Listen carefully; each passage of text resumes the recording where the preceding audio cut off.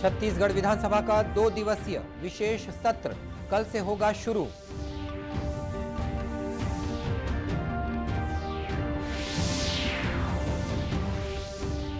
राष्ट्रपति ने आज राष्ट्रीय खेल पुरस्कार 2022 और राष्ट्रीय साहसिक खेल पुरस्कार 2021 प्रदान किए।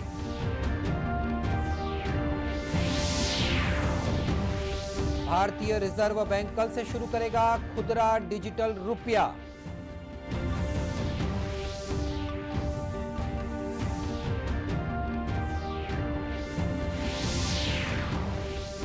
और जांजगीर चांपा जिले में ऊर्जा और जल संरक्षण विषय पर 1 दिवसीय कार्यशाला का किया गया आयोजन।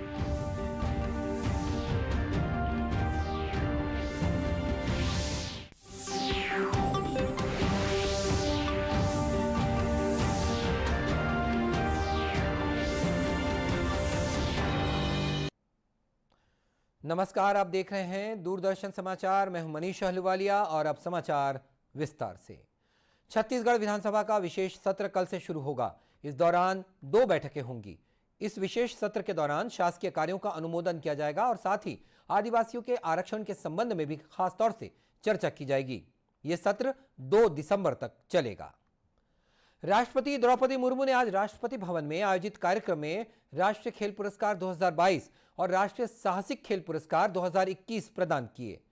टेबल टेनिस खिलाड़ी शरद कमल अचंत को 2022 के लिए मेजर ध्यानचंद खेल रत्न पुरस्कार दिया गया। खेल प्रतिभाओं को पहचानने और सम्मानित करने के लिए प्रत्येक वर्ष राष्ट्रीय खेल पुरस्कार प्रदान किए जाते हैं। खेलों में सर्वोत्कृष्ट प्रदर्शन के लिए मेजर ध्यानचंद खेल रत्न पुरस्कार दिया जाता है। पिछले 4 वर्षों में खेल में उत्कृष्ट प्रदर्शन, नेतृत्व, खेल भावना और अनुशासन के लिए अर्जुन पुरस्कार प्रदान किए जाते हैं। सुश्री अंशु ने राष्ट्रमंडल खेल 2022 एवं सीनियर एशियन चैंपियनशिप 2022 में रजत पदक, सीनियर एशियन चैंपियनशिप 2021 में स्वर्ण पदक, सीनियर एशियन चैंपियनशिप 2020 में कांस्य पदक और रेसलिंग वर्ल्ड चैंपियनशिप ओस्लो 2021 में रजत पदक जीते। सुश्री अंशु को कुश्ती खेल विधा में उनकी उत्कृष्ट उपलब्धियों को मान्यता देते हुए वर्ष 2022 के लिए अर्जुन पुरस्कार से सम्मानित किया जाता है। सुश्री अंशु।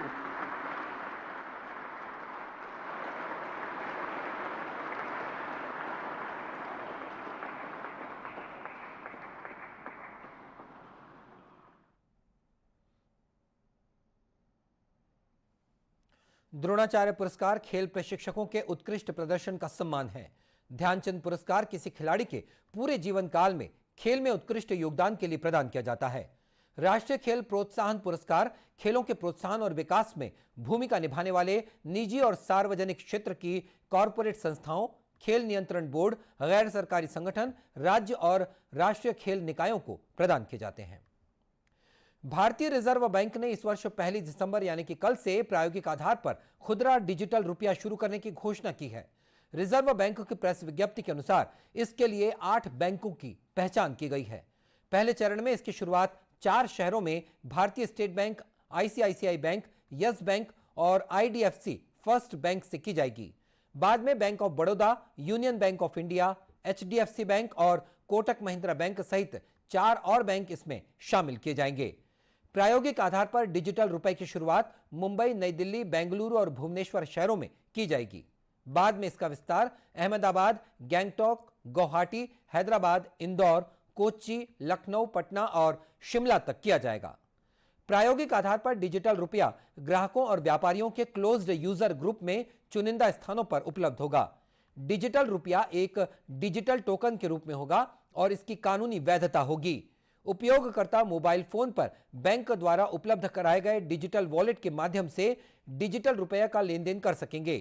व्यक्ति से व्यक्ति और व्यक्ति से कारोबारी दोनों के बीच डिजिटल रुपए में लेन देन संभव होगा। क्यूआर कोड का उपयोग करके व्यापारियों को भुगतान भी किया जा सकेगा। और अब लेते हैं एक छोटा सा विराम।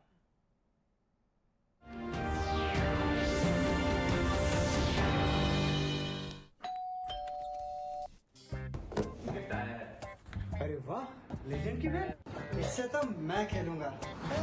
फ्यूचर बैटिंग लेजेंड है। इसमें जिसका नाम लिखा है बैट उसी को मिलेगी। अरे यार, देखा, अगर इस पे मेरा नाम नहीं लिखा होता तो कितनी दिक्कत हो जाती। इसलिए आरबीआई कहता है बैंक अकाउंट हो या बैंक लॉकर, उसमें नॉमिनी का नाम जरूर दर्ज करें ताकि आपकी जमा पूंजी उसी को मिले जिसे आपने नामित किया है। आरबीआई कहता है जानकार बनिए, सतर्क रहिए। फूल वाला, केटरिंग वाला, बैंड वाला, ये लो भाई। बैंड बजेगी पापा, अगर गड़बड़ हुई तो गए पैसे। अरे नहीं रे, बैंक संभाल लेगा। कैसे? मैंने पॉजिटिव पे सिस्टम पे रजिस्टर किया है। बैंक को चेक्स और बेनिफिशियरीज की जानकारी दे दी है। बैंक चेक करेगा, जांच करेगा, डिटेल्स मैच नहीं तो क्लियरेंस नहीं। हाँ। अच्छा, लाइए मुझे दीजिए। फोटो वाला, लाइट वाला, मंडप वाला। आरबीआई कहता है जानकार बनिए, सतर्क रहिए। बिल्कुल सही कह रहे हैं।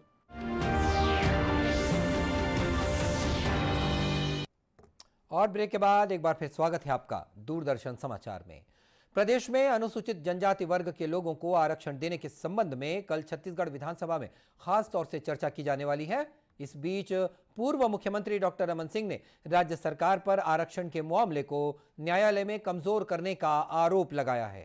सरकार और सरकार की जो नीयत है और सरकार ने जानबूझकर जिस प्रकार मामले को न्यायालय में कमज़ोर बनाया, हाई कोर्ट और सुप्रीम कोर्ट में अच्छे वकील न खड़ा करने की वजह से दो नुकसान उठाना पड़ा अनुसूचित जनजाति के लोगों को। पहला नुकसान तो द्वितीय और प्रथम वर्ग के नौकरी में जो आरक्षण 32% कम हुआ। दूसरा, हमने जो डिस्ट्रिक्ट कॉर्डर बनाया था जिला स्तर में भर्ती का आबादी के आधार पे, वो तो इतना बड़ा मुद्दा है, उसमें कम से कम हजारों नागरिकों को नौकरी तृतीय और चतुर्थ वर्ग में मिलता था, उसका एक बड़ा नुकसान हुआ। तो ये आपको बता दें कि प्रदेश में अनुसूचित जाति जनजाति वर्ग की तरह ही अन्य पिछड़ा वर्ग के लोग भी आबादी के अनुसार आरक्षण की मांग कर रहे हैं। गुजरात में कल होने वाले विधानसभा चुनाव के पहले चरण के मतदान के लिए सभी तैयारियां पूरी कर ली गई हैं। इस चरण में 89 सीटों के लिए कुल 788 उम्मीदवार मैदान में हैं।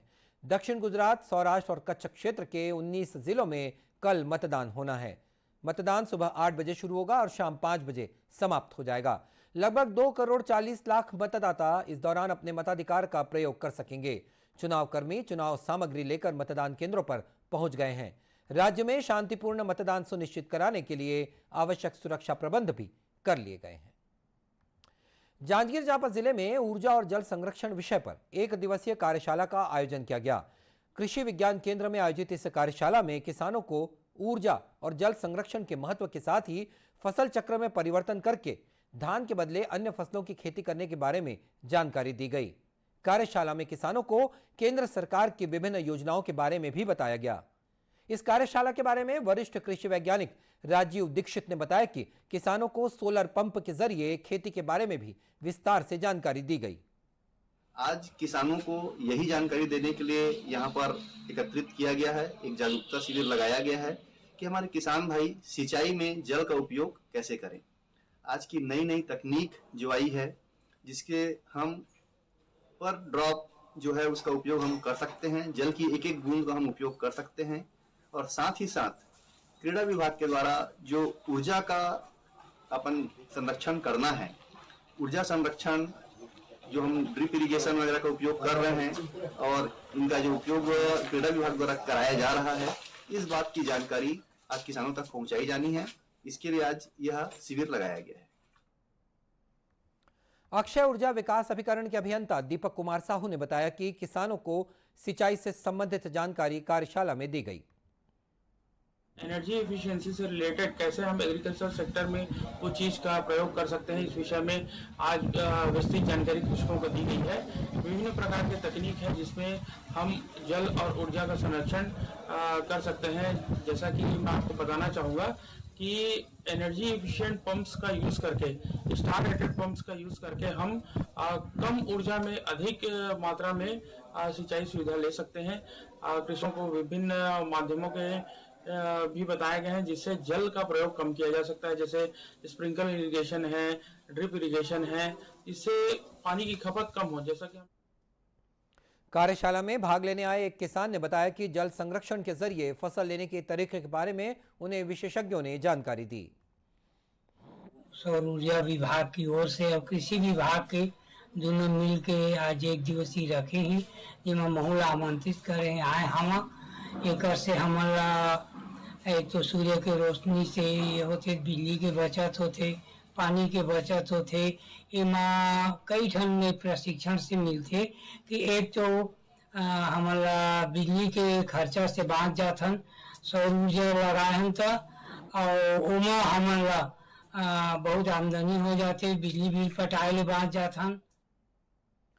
गौरतलब है कि भारत सरकार द्वारा ऊर्जा और जल संरक्षण के प्रति जागरूकता को लेकर किसानों को जानकारियां दी जा रही है। इसी सिलसिले में इस कार्यशाला का आयोजन किया गया था, जिसमें अक्षय ऊर्जा विकास अभिकरण, क्रीड़ा, कृषि विभाग और बिजली विभाग के विशेषज्ञों ने किसानों को ऊर्जा बचत कर सोलर ऊर्जा के जरिए दोहरी फसल लेने के बारे में जानकारी दी। इस कार्यशाला में जिले के विभिन्न किसानों ने हिस्सा लिया। जांजगीर चांपा के पामगढ़ ब्लॉक में फर्जी अंक सूची के सहारे नौकरी करने के मामले में मुख्य चिकित्सा और स्वास्थ्य अधिकारी डॉक्टर R.K. सिंह ने 3 महिला स्वास्थ्य कार्यकर्ताओं को बर्खास्त कर दिया है। इनकी नियुक्ति 14 साल पहले की गई थी। इन तीनों के खिलाफ शिकायत के बाद जांच की गई। शिकायत सही पाए जाने के बाद तीनों कार्यकर्ताओं को बर्खास्त किया गया। इस मामले में मुख्य चिकित्सा और स्वास्थ्य अधिकारी डॉक्टर R.K. सिंह ने बताया कि अन्य स्वास्थ्य कार्यकर्ताओं की अंक सूची के बारे में भी जानकारी ली जा रही है। 10वीं की जो अंक सूची थी उनकी, जिसके आधार पर उन्होंने MPW कोर्स का प्रशिक्षण केंद्र रायगढ़ से लिया था, वो बोर्ड के सत्यापन में फर्जी पाई गई। उस आधार पर, क्योंकि उनका जो प्रशिक्षण ही गलत अंक सूची के आधार पर लिया गया था और वही अंक सूची उनके सर्विस सेवा पुस्तिका में उनके द्वारा सत्यापित करके संधारित की गई थी। तो उनकी जांच के उपरांत माध्यमिक शिक्षा बोर्ड के सत्यापन प्रक्रिया के दौरान उसको सत्य नहीं पाया गया, जिसके कारण उनकी प्रशिक्षण अशुद्ध था और अशुद्ध प्रशिक्षण के आधार पर नियुक्ति देना वो भी अशुद्ध था, है ना, इसलिए कार्रवाई की। गौरतलब है कि बर्खास्त तीनों महिला स्वास्थ्य कार्यकर्ताओं में से 2 पामगढ़ ब्लॉक के मुलमुला प्राथमिक स्वास्थ्य केंद्र में और 1 कोनारगढ़ के प्राथमिक स्वास्थ्य केंद्र में कार्यरत थीं। और बुलेटिन के अंत में मुख्य समाचार एक बार फिर। छत्तीसगढ़ विधानसभा का 2 दिवसीय विशेष सत्र कल से होगा शुरू।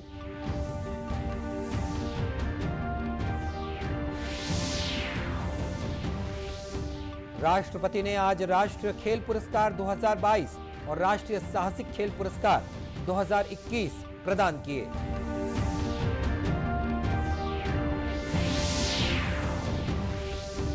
भारतीय रिजर्व बैंक कल से शुरू करेगा खुदरा डिजिटल रुपया।